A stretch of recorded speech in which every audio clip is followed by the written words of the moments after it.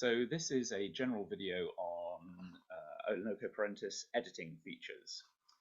I'm looking at the student database of this demonstration company here, and I can see 7 students, and I can see the header records of each student.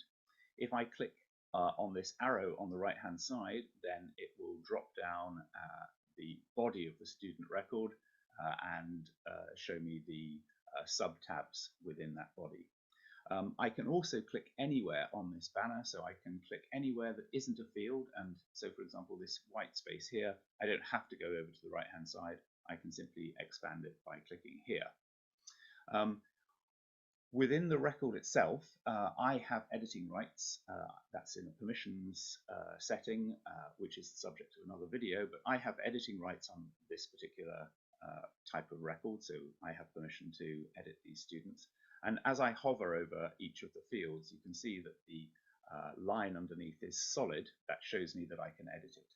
So if I was to make an adjustment here and change some details in one of the fields, that change goes through.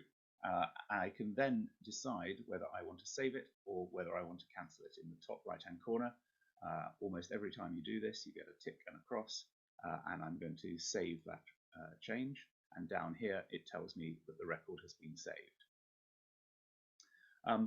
If I had one of my colleagues who was editing this field on another machine of this record, you can see that the record goes grey, and on the top right hand corner there is a field marked with a padlock, and that shows me that somebody else is editing that record. While they're editing the record, the field is inaccessible. If I click on any of these fields, I can't edit them. And if somebody changes, say for example the first name here, those changes are immediately reflected. So if they change his name, then that record is updated on my screen. If we go through the details of some of these fields, this title field here is what we call a suggested field, but it's actually free text. So we make a number of suggestions here about what the title of this particular person might be. Obviously for students, doctor is probably inappropriate, and professor is equally inappropriate, perhaps. But you can actually type in anything you need to in there. So if I wanted to put a title of professor, I can do it. So that is a suggested field. There are suggestions here, but it generally is free text.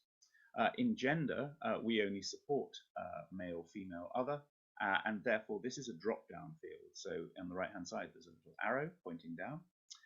Languages field is different. This is a multi-selector. You can have many languages. The first language is the primary language. So this boy speaks Mandarin as his primary language. He also speaks English and French. If I was just to start typing, so I've clicked in that field, if I just start typing, then it will allow me to select a further language. If once I've selected a language, I want to delete one, I simply press the X in the relevant selector here, and that will disappear. So I could save that, and now his main languages would be Mandarin, English, and Croatian. I will actually leave it as it was. So I'll press cancel, and that will be restored. The checkbox down here has disclosure. It's fairly obvious what a checkbox does. You can tick it rather like photography over here. But in this particular case, the functionality is changed. So if I click has disclosure, you'll see a disclosure tab appear at the top here, and that will give me access to further fields for this particular student. So checkboxes and can have functionality over what is available on the page as well. While I'm editing a record, there is a red pen appears in that page. So on the student's page, I am editing a record because I haven't saved it. I have neither decided to save or cancel this, and there is a red pen here. You are at liberty to edit on as many pages as you need to. So if I went to the schools page and I looked at a school record and I decided to make a change on this record as well, then there would be a red pen would appear on the schools tab as well. So I'm now editing on two different pages. If I was to log out or try to log out or shut the browser at this point, it would actually tell me I have unsaved changes. Very easy to find where the changes are you've made. Obviously, this particular company only has 7 students, but if I click on the red pen, just left click on the red pen here, it will take me to the record that is being edited, and I can then decide what to do with that record. Sometimes it's a sub-tab of a record that's being edited, and it will take you to the relevant tab, sub-tab of the field of the record as well. To filter in that particular way, it has put a slightly strange filter name at the top, but you can see that that has been entered because this is in pink here, and if I clear that filter here by pressing the X, that filter field goes white, and again you can see I'm now looking at 7 records. If in the filters at the top I put in a word like David, then it will show me all the records that have David in them. So in this case, David Lee and David Wang. And so this grey number here in brackets tells me that I'm looking at 2 filtered values which have the word or the name David in. There's also a red 1 in the brackets, and if I click on the extended filters in the top right hand corner, so if I expand these filters here, this little triangle, then I can see more information. I've got an extra filter line here, and if I click on this right hand button here, show archived, then I will show the records that have been archived. Now I have permission to see the archive. You can turn the permission to see the archive off, in which case this would not be visible. So in this case I can actually see that there was a David Robinson who was also a student, and here is his archived record. From the archived record I could choose to restore his record. That would bring his record back to being current, or I could delete that record altogether, again, if I have permissions to do that. If I click here, I can actually hide the current items. So this would just leave the archived items displayed, and so if I click on this one, it will just filter with that people who are called David who are archived. So I'm going to show both, and I'm just going to clear this filter up the top, and I'm going to clear the archived ones as well. So these other filters here, statuses, if you have set up statuses can be set up in preference, statuses and tags, and we're looking at student statuses and student tags here. If I go back to this and look at statuses, this student has left. I haven't set a status for this particular student for some reason. This is a current student, this is a prospective student, and so forth. Now the status and the tag fields are relatively subtle fields.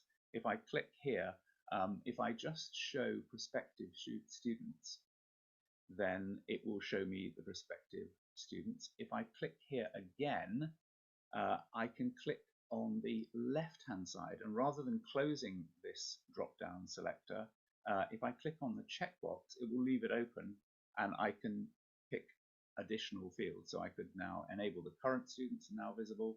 I can actually continue to uncheck the prospective students and so on. That drop down will stay there, so I can select as many of these as I want. But if I click on the right hand side on the text, then it will select that one and close the menu. So again, you can make it look exactly as you need it to look. On the tags menu on the right hand side, you can set tags. So here, for example, I could set boarding tags, and now I'm looking at any current or prospective students who are also boarding students, and it's found only one, which is James. If I clear the prospective tags, it's now going to show me that I have no current boarding students. So again, the tags are quite powerful. Tags you can set as many tags as you need, and you can do that in the preferences settings. And finally, just while we're here on the drop down, there is a way of filtering based or sorting based on either the first name or the surname. At the moment, these students are sorted on first name. If I was to click surname, they would be sorted on the surname. So that's the extended filter. I'm going to tidy up here and close off some of these edits that I was doing. I'm not going to edit that. When you're on the student records here, you can modify the student pictures or any uploaded pictures. So if I open up this tab again, if I upload a photo, so if I left click on this field here, I can select a photo for that student and quickly upload their photo from a file. However, I could also use the cut and paste functionality. So if I brought up a file, so here for example is a PDF where I happen to have a picture of a student. If I cut that picture using a snipping tool from my operating system, so in this case I'm on Chrome on a MacBook, if I then right-click on the student's photo, I can then go paste image, and that will come straight in. So that's a really easy way of getting a photo into the system, just by cutting and pasting from the screen. Once a photo is in, if you right-click on it again, you can crop, rotate, or delete, or even rename the image. So if I crop this image, I can relocate the cropping area and modify what's going to be shown on the image. And if I do that correctly and save it, then the cropped image will appear here. I can also right-click and rotate. Sometimes pictures come in from mobile phones and cameras that are at strange rotations, and you can rotate left and right on this. If I left-click on the image, I will actually bring up the image, and I can then choose to download or close the image. And if I download it, it will download off of me the name of the file here. So the file here will be called child1.jpg. Just looking at some other of these fields for a moment, going back to the fields, we have fields here for dates. The system pretty much accepts any date format that you want to throw at it. So for example, if I typed the 8th of August 12, that would be a valid format. If I was to save that record now, it will then change that date into the accepted date format for the company. We are able to edit the date format. You cannot edit the date format, but we will set it up per your instructions. So in this case, it's set for the day, a 3-letter month, and the year. It might be that you would find it useful to be able to see the day of the date as well. So instead of just seeing the 8th of August, we could include the day of the month in there as well. So if we did that, this is now Wednesday, the 8th of August. You are not required to type in the day when you type in the date. So if I went 9th of August 2012, it will still accept that as a valid date. It will put it in the correct format, so that should be Thursday, the 9th of August 12. So you can set the date. In a similar manner, you can set the time. So if I go to a time field here, so if I go to the terms, have a look at the term dates. Here's the time at the moment. The time, so this is a date time field. At the moment, the time is in AM, PM format, but we could set that into 24-hour format as well. So if we get that done behind the scenes, so this is now stored as 1404. So if we put both of those fields back to the way they were, they will go back. Again, you can specify exactly how you'd like those fields to look. We can even change the separators. So if we want to -04, that will be an option as well. Looking at the remaining fields on here, we have here an address field. You can type in the address as you need to in this field, but it's somewhat easier to use this button on the right, which is the Google Maps selector field. So if I click here, it will open up Google Maps. I could then specifically click on a location and it would bring up the address for that location. Alternatively, I could just get it. I can start typing the address up here, and when I see the address that I want, I can click on it, and it will take me to that location. And yes, that is now the address that's saved.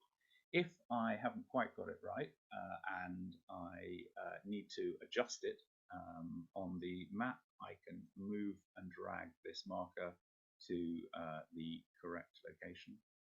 Once I've dragged the marker, I can get it to look up the address, or I can get it to save the new location. So that's now saved, and the marker has gone green here.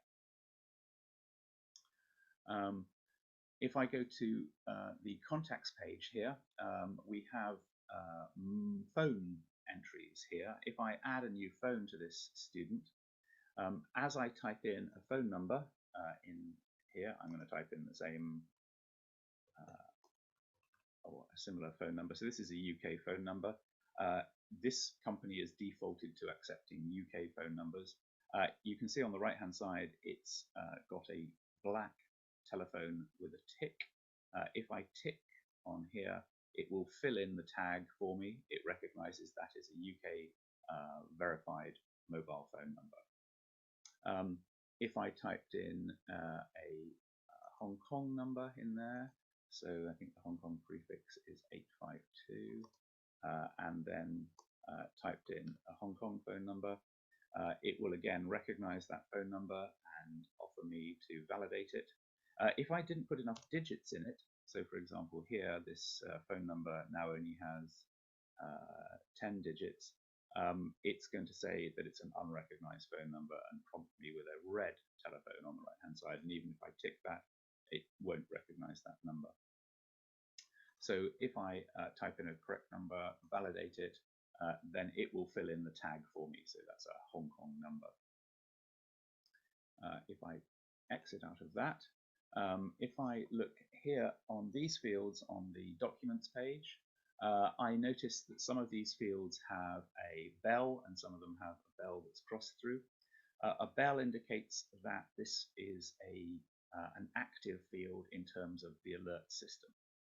So here, for example, the system understands that this passport expires on the 10th of September 22, and it's going to alert somebody about the passport expiration. So if I was to click here and I have permission, it will take me to the preferences page, and it will take me to the alerts page, and I can see here, yes, indeed, there is an alert for the reminders, and that is going to remind me 9 months before a passport runs out that a passport is on its way out. So that's the bell icon. On the team page, we have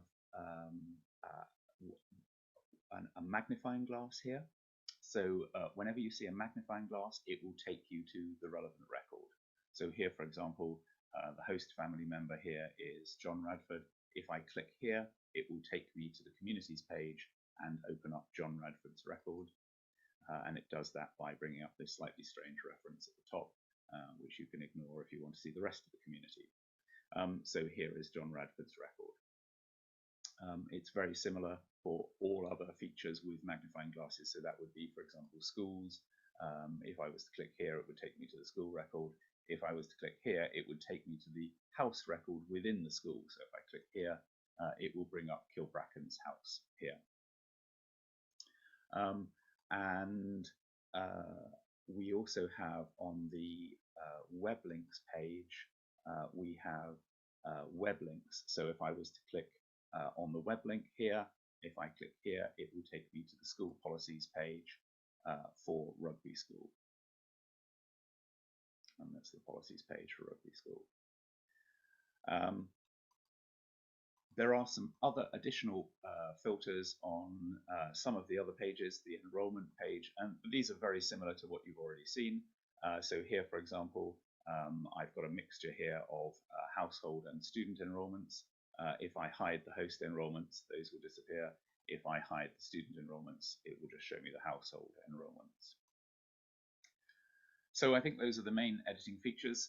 If you have any questions, as usual, please send us a message, and you can do that by logging on to inlocoparentis.org or sending us a message within Zoom or